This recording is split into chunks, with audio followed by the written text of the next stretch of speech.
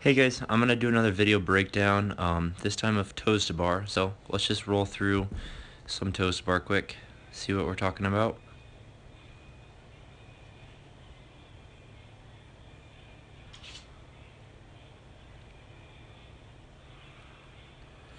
So there they are in fast motion, and then I'll break it down and show kind of the pointers that I like to think about when I'm doing them.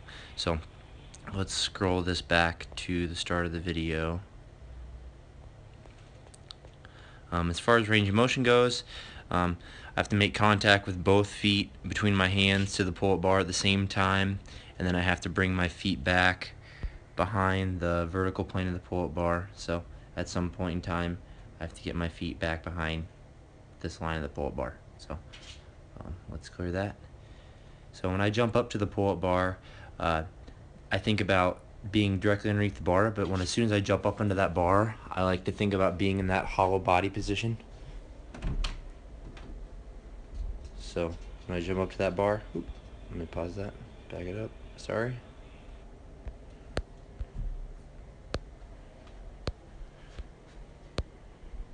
So when I jump up to that bar, right underneath the bar, but I jump up and try and receive myself in that hollow body position. So it's not real hollow, but you can see relatively what I'm talking about here. That hollow body position when I jump up to the bar. I'm going to immediately allow myself to move into that reverse C position like I've talked about before, building up a bunch of that tension in my spine, keeping everything tight. My lats are fully engaged here. At that point, you can see that positioning here too.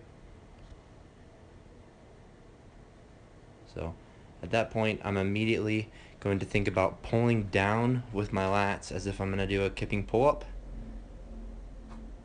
And then I'm actually thinking about violently pulling my knees almost up to my armpits. And as soon as I get my knees close to my armpits, I'm thinking about flicking my feet towards the bar. So I don't keep my legs in this nice, pretty extended position like a gymnast. It's more of thinking about pulling my knees up to my elbows and then flicking my toes for the bar fast. So the biggest thing after that I think about is as soon as I get my feet up to that bar, I immediately think about kicking them straight down and back. So I don't think about getting myself and my toes moving in this out around position.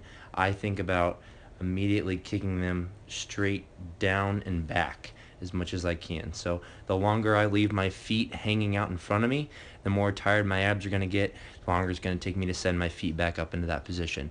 So if we can see here, I try and kick my feet down and back as quick as I can, and then I just need to get my feet back behind that vertical plane of the bar. I don't have a whole lot of shoulder flexibility when I'm on that pull-up bar, as you can see here. So I get to that position, and a lot of other people will have their head a lot farther through and their feet a lot farther behind that pull-up bar, which is a little bit more ideal, but that's about all I get, and I keep myself in that nice tight position, ready to send myself right back up for more toes to bar.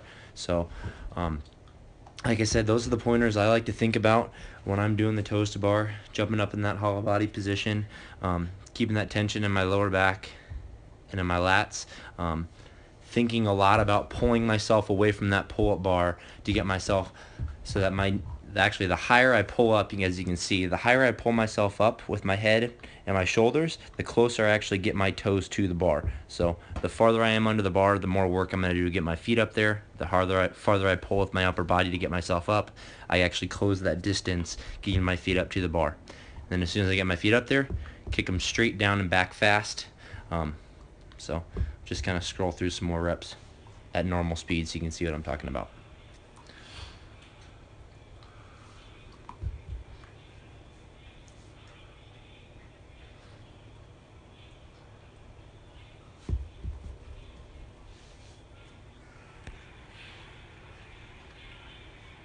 So I hope that video helped. Break down, those are just all the small things I like to think about when I'm working on the toes to bar. So, alright, thanks again.